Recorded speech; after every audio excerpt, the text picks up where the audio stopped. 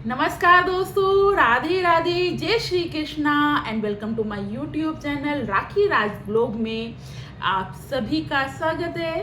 कैसे हैं आप? आई होप आप सभी बहुत ही अच्छे होंगे, स्वस्थ होंगे, खुश होंगे, मज़े में होंगे। तो फ्रेंड्स, मैं भी बहुत अच्छी हूँ और आज है सैटरडे, कल है संडे, 2 दिन की बच्चों की हो गई छुट्टी। तो हमने सोचा बच्चों को पार्क ले जाया जाए, बाहर उनके साथ खेला जाए। तो आज हम लोग गए थे बच्चों के साथ बाहर ग्राउंड में, पार्क में गए थे। काफ़ी देर बच्चे झूले पे झूले और कुछ देर बच्चे हमारे साथ फुटबॉल खेले, बैडमिंटन खेले। तो बच्चों के चेहरे पे भी स्माइल आई और हमारे चेहरे पर भी स्माइल आई। तो आपको भी मैं सजेस्ट करूँगी, अगर बच्चों की छुट्टियाँ हों तो बच्चों के साथ थोड़ा टाइम स्पेंड कीजिएगा, तो आपके चेहरे पे भी स्माइल आएगी और बच्चे भी खुश हो जाएंगे। कई बार घर में पड़े पड़े चिड़चिड़े हो जाते हैं बच्चे, तो उनको बाहर ले जाया कीजिए और उनके साथ खेला कीजिए, तो बहुत अच्छा रहेगा। बच्चे भी खुश रहेंगे, आप भी खुश रहेंगे, क्योंकि थोड़ा सा अगर हमारा वातावरण चेंज होता है तो हमारे चेहरे पे स्माइल आती है, हम खुश होते हैं। तो आज का जो मैं टॉपिक है वो डिस्कस करूंगी अंशु के ऊपर। अंशु को सभी जानते हैं, वो राजीव चौधरी और सूरज चौधरी की बहन है और उसके बारे में ही मैं आज का मैंने वीडियो बनाया है और मैं उसके लिए कुछ बोलना चाहती हूँ, क्योंकि लोग भर भर के नेगेटिव कमेंट्स कर रहे हैं। तो मैं उन लोगों से पूछना चाहती हूँ, आपका क्या बिगाड़ दिया उस बच्ची ने? वो 16 साल की बच्ची है, आपको क्या कह दिया उसने? या अपनी भाभी को ही उसने क्या कह दिया? उसकी भाभी उसकी माँ बनती थी, तो उसने माँ जैसा क्या किया? बताओ, क्या किया उसने माँ जैसा? उससे अलग हुई तो वो भूल गई उससे उसका कोई रिश्ता भी था। इतने सारे लोग उसके खिलाफ खड़े कर दिए, उसको कंट्रोवर्सी में शामिल कर दिया। अरे बच्चे से अगर गलतियां भी हो जाती हैं तो माँ तो इग्नोर करती हैं और फिर भी ये कहती है मेरा ही बच्चा है। लेकिन मैं ये नहीं कह रही वो माँ है या बेटी है, मैं ये कहती हूँ कि आपका क्या बिगाड़ दिया, आपका क्या कर दिया उसने? वीडियो में ऐसा क्या बोल दिया जो आप भर भर के नेगेटिव कमेंट्स उसके लिए, बच्चे के लिए किए जा रहे हैं, रुकने का नाम नहीं ले रहे हैं। वो 16 साल की बच्ची है, उसके पेरेंट्स चेंज हो गए, उसकी जगह चेंज हो गई, सब कुछ बदल गया उसकी लाइफ में। अगर आपके साथ ऐसा होता तो आप क्या करते? चलो मुझे एक बात बताइए, सपना ने अपने ससुर को कहा कि उसका ससुर उसको गलत नज़रों से देखता है या बैड टच करता है, कुछ भी उसने ऐसा अपने मुंह से बोल दिया। और सपना ने कहा कि अंशु के सामने ऐसा हुआ था, अंशु ऐसा बोले अपने पापा के बारे में कि वो भाभी के साथ उन्होंने ऐसा किया। आप जो लोग नेगेटिव कमेंट्स कर रहे हैं, या सपना अगर ये चीज़ देख रही है, अगर आपके घर में ऐसा हो, आपके पापा, आपके मौसा, आपके ताऊ आपके घर की किसी लड़की के साथ ऐसा करे, क्या वो साफ साफ ऐसे सोशल मीडिया पे बोलेगी कि मेरे पिताजी ने, मेरे मौसा जी ने, मेरे अंकल ने, मेरे ताऊ ने, या जो भी मेरा कोई रिश्ते में मेरा सगा खून का रिश्ता है जिससे, उसने ऐसा किया? तो इस तरह की कंट्रोवर्सी में एक माँ अपनी बेटी को कैसे धकेल सकती है? क्या आपकी बेटी अगर दादा दादी का साथ दे, किसी टॉपिक पर आपका साथ ना दे, तो आप ये कहेंगे कि ये मेरी बेटियां गलत हैं? तो क्या ये क्यों नेगेटिव कमेंट्स कर रहे हैं आप? अंशु ने ऐसा क्या बोला? दा रोट के लिए उसने बोला कि दा रोट मेरे पास नहीं है। पहली बात तो उसने ये बोली कि आप मेरे को मत दो, आप ही ने उसको खुद देने के लिए कहा सपना ने, और आप ही जबरदस्ती इल्जाम लगा रही हैं कि दा रोट इसी के पास है। वो प्रूफ मांग रही है, चलो मेरे पास प्रूफ नहीं है कि मेरे पास है या नहीं है, आपके पास तो प्रूफ होगा कि आपने उसको वो चैनल दिया। तो आप ये प्रूफ दीजिएगा जब आप इल्ज़ाम लगा रही हैं, ठीक है? उसकी मेंटल हेल्थ इतनी नाजुक हो गई है बच्ची की कि वो बहुत परेशान है। कल का वीडियो सारा रोने का वीडियो था, वो रो रही थी, अकेले कमरे में रो रही थी जाकर। अब देखिए उसकी पढ़ाई चेंज हो गई, वो शहर से गांव में आ गई, गांव में रह रही है, उसके पेरेंट्स बदल गए, जिसके साथ वो रहती थी, हंसती थी, खेलती थी, मुस्कुराती थी, अब वो जगह वो पेरेंट्स भी बदल गए हैं। दूसरे उसके पेरेंट्स हो गए हैं, जिससे उनके मतलब उस तरह के रिलेशन भी नहीं होंगे, क्योंकि बचपन से जिसके पास हम पले बड़े होते हैं उनसे दिल का रिश्ता हमारा बन जाता है। जन्म देने वाले पेरेंट्स से दिल का रिश्ता नहीं बनता, क्योंकि उनके पास तो हम रहे ही नहीं, बड़े ही नहीं हुए। जिनके पास हम बचपन से रहते हैं उनसे हमारा दिल का रिश्ता बन जाता है। सारी कुछ चीज़ें चेंज हो गई। तो आप लोग जो नेगेटिव कमेंट्स कर रहे हैं या जो लोग उसको कंट्रोवर्सी में शामिल कर रहे हैं, मैं उन्हीं लोगों से पूछती हूँ कि आप क्यों कर रहे हैं? एक बच्ची के पीछे हाथ धोकर क्यों पड़ गए हैं? और अगर आप ये किसी स्वार्थ के लिए कर रहे हैं, तो जैसा आप उस बच्ची के लिए कर रहे हैं, ऐसा कहीं भगवान आपकी बेटियों के साथ ना करे। हर एज का इंसान अपने ही स्वार्थ सिद्धि के लिए एक 16 साल की बच्ची के पीछे पड़ गया, हाथ धो के पीछे पड़ गया। उससे सवाल जवाब किए जा रहे, कंट्रोवर्सी में शामिल, जो भी वो बोलती है उस पर सवाल खड़े कर देते हैं। वो क्यों ना बोले? वो फिर भी कहती है लड़की कि आइए भाभी बैठ के बात को सोल्व करते हैं। तो आप उसकी ये चीज़ें सुनते क्यों नहीं? आप बैठ के बात कीजिए, पारिवारिक झगड़े को परिवार में ही सुलझाइए। व्यूज़ के लिए अपने परिवार को क्यों बदनाम कर रहे हैं आप? जो लोग नेगेटिव कमेंट्स कर रहे हैं, जब तक सपना के लिए वो काम करती थी, उसके पैर में कुछ प्रॉब्लम हो गई, पैर में जो प्रॉब्लम होगी, साथ दिया, तो अंशु बहुत अच्छी है।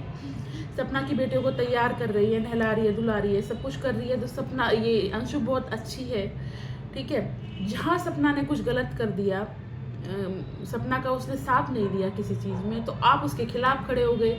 अरे उसके अपने भी तो दिमाग होगा ना कि उसको कहाँ साथ खड़ा होना है, कहाँ नहीं होना है। ठीक है, क्या लड़कियां माँ को रास्ता नहीं दिखाती कि मम्मी ये चीज़ गलत है, ऐसा मत करना? ठीक है, सपना ने अपनी वीडियोस में बोला था कि ये अंशु जो है, अंशु ने मेरे को बोला था कि पुलिस कंप्लेंट मत करो, परिवार की बात परिवार में रह गई। अंशु के कहने से उसने पुलिस केस नहीं किया। अंशु ने कल कहा कि मैंने तो आपको परिवार की प्रॉब्लम सोशल मीडिया पे लाने के लिए भी नहीं कहा था, तो आप लेके आई ना भाभी। आप मेरी इतनी बात मानती है, मैंने मना किया तो आपने नहीं की पुलिस कंप्लेंट। मैंने तो ये भी नहीं कहा था कि आप पारिवारिक प्रॉब्लम को सोशल मीडिया पे लाओ, तो आप क्यों लेके आई? अगर आप मेरी इतनी ही बात मानती हैं, मेरा इतना ही मान सम्मान रखती हैं, मेरे को इतना ही प्यार करती हैं, तो आप क्यों लेके आई? तो मैं तो सभी से जो नेगेटिव कमेंट्स कर रहे हैं यही कहूँगी, 16 साल की बच्ची पर रहम कीजिए, उसको नेगेटिव कमेंट मत कीजिए, और सपना उसको कंट्रोवर्सी से दूर रखिए। अगर थोड़ा सा भी आपने उसके प्रति कभी कोई प्रेम था, क्योंकि मेरे को पर्सनली लगता है आपने उस बच्ची का यूज़ किया है, आपका उससे कोई प्रेम नहीं था। आपने उसको महंगी महंगी चीज़ें दिलाई जिससे कि वो आपका साथ दे, सबके सामने आपका साथ दे। आपने उसको प्यार जताया जिससे कि आप कहीं परेशान हुए तो वो आपका काम करे। ठीक है, आपने अपने स्वार्थ के लिए उस बच्ची का यूज़ किया, ऐसा मैं ऑन कैमरा बोलती हूँ, मेरे को लगता है आपने यही किया। क्योंकि अगर आपका प्रेम का रिश्ता होता, माँ बेटी जैसा रिश्ता होता, तो इस तरीके से एक बच्ची को आप कंट्रोवर्सी में नहीं धकेलती। ठीक है, क्योंकि कोई भी माँ अपनी बच्ची को एक अदालत में लाकर खड़ा नहीं कर सकती। आपने उसके पीछे बहुत सारे लोग लगा दिए हैं, जो ऐसा नहीं कि अंशु को ही कर रहे हैं, आपकी भी इमेज इसमें बहुत ज़्यादा ख़राब हो चुकी है। अंशु के कमेंट सेक्शन में देखना जाकर, आपके लिए भी कितनी नेगेटिव कमेंट्स भरी पड़ी हैं उसमें। आप जो ये पारिवारिक प्रॉब्लम लेके आई है ना सोशल मीडिया पे, इसमें आपके ससुराल की इज्जत खराब नहीं हुई, आपकी भी इज्जत खराब हुई है। क्योंकि हर चीज़ के दो पक्ष होते हैं। बहुत लोग आपकी फैमिली के साथ खड़े हैं और आपके खिलाफ खड़े हैं, और जहां आपको लगा कि सबको अपनी तरफ खींचना है, तो आप एक ऐसा नया टॉपिक लेकर आ गई जिसका लगता है, आपको लगता होगा कि सब लोग आप ही के साथ खड़े हो जाएंगे, कि ससुर आप पे गलत नज़र रखते हैं, आपको बैड टच करते हैं। मेरे को पहले ही लग रहा था कि आप लास्ट में अंकल जी को धकेलोगी ज़रूर, क्योंकि अगर ये 1% सच भी है, मैं तो इस चीज़ को सच मानती नहीं हूँ, क्योंकि ससुर और बहू का रिश्ता एक बाप बेटी जैसा रिश्ता होता है। इस तरह की चीज़ें नहीं हो सकती। अगर 1%, 100 में से 1% ये चीज़ सच भी है, तो जिस परिवार का आप हिस्सा रहे हैं उसको ऑफ कैमरा सुलझाना और उस परिवार से तभी दूरी बना लेना हर लड़की का फर्ज है। देखो, अगर इस तरह की चीज़ें हमें कोई बैड टच कर रहा है या हमारे पे कोई गंदी नज़र रखता है, तो ऐसे लोगों के साथ तो हम रहेंगे ही नहीं, दूरी बना लेंगे। चाहे अपने पति के साथ अलग रहना हो, अगर पति नहीं रहना, पति के साथ रहना मजबूरी था, तो पति को मरे हुए तो 1.5 साल हो गया, 1.5 साल के बाद भी आप उसी घर में उन्हीं ससुर के साथ रहे। अगर ससुर गंदी नज़र रखते थे, उसी घर के दूसरे बेटे से शादी कर ली, ठीक है।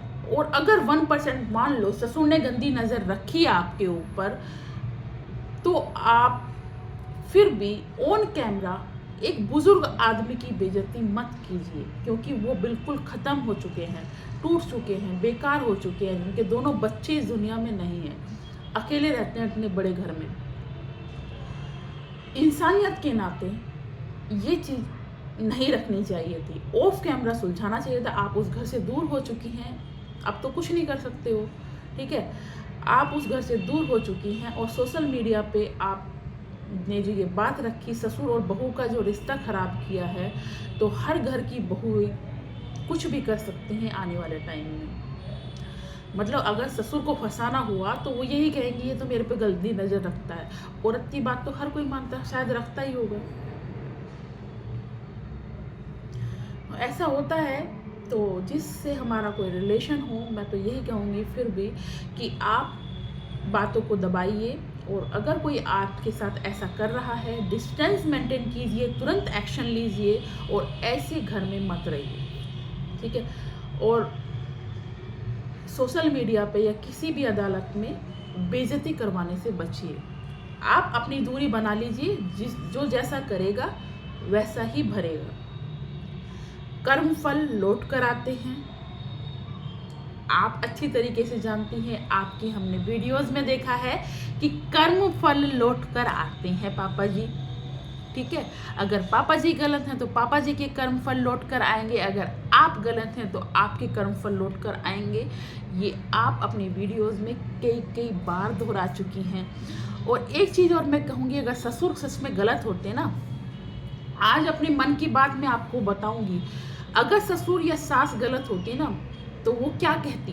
देखो, उन्होंने अपने दोनों बेटे जिंदे हष्ट पुष्ट सपना को दिए थे, ठीक है। उसकी बेटियां और उसके आने के बाद ही उसके बच्चे नहीं रहे, सास ससुर के बच्चे नहीं रहे। क्या ससुर ने या सास ने कभी आपसे सपना ये कहा कि तुम्हारी ही किस्मत खराब थी कि हमारे बच्चे हमारे साथ नहीं हैं? अगर कोई सास या ससुर इस तरीके से बोलता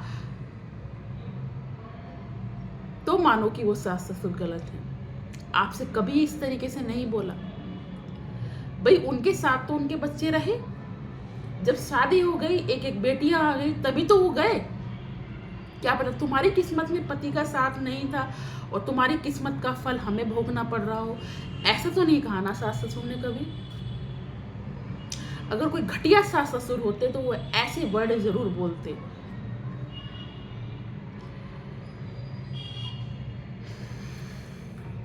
अगर आपको बुरी लगी हो बात तो आई एम सो सॉरी, लेकिन मेरे दिमाग में ये बात थी इसलिए मैंने कहा। सास ससुर अगर गलत हैं तो आपने डिस्टेंस मेंटेन कर ही ली है, और अगर वो गंदी नज़र रखते थे तो आपको तुरंत एक्शन लेना चाहिए था, क्योंकि ये पुरानी बातें हैं। क्योंकि एक दिन में तो कोई किसी पे गंदी नज़र डालता नहीं है, वो लंबे समय से चलती आ रही होती हैं बातें, तब ये जाकर चीज़ साबित होती हैं। ऑफ कैमरा सुलझाना चाहिए था, क्योंकि हर समाज में बहु बेटियां होती हैं, गलत इंप्रेशन पड़ता है। आपके सपना बहुत सारे फॉलोवर्स हैं, बहुत लोग आपको देखते हैं, बहुत लोग आपको देखकर सीखते थे बातें। मैंने ही आपका चैनल फॉलो किया था तो ये देखने के लिए किया था कि एक अकेली लड़की किस तरीके से जॉइंट फैमिली को लेकर चलती है।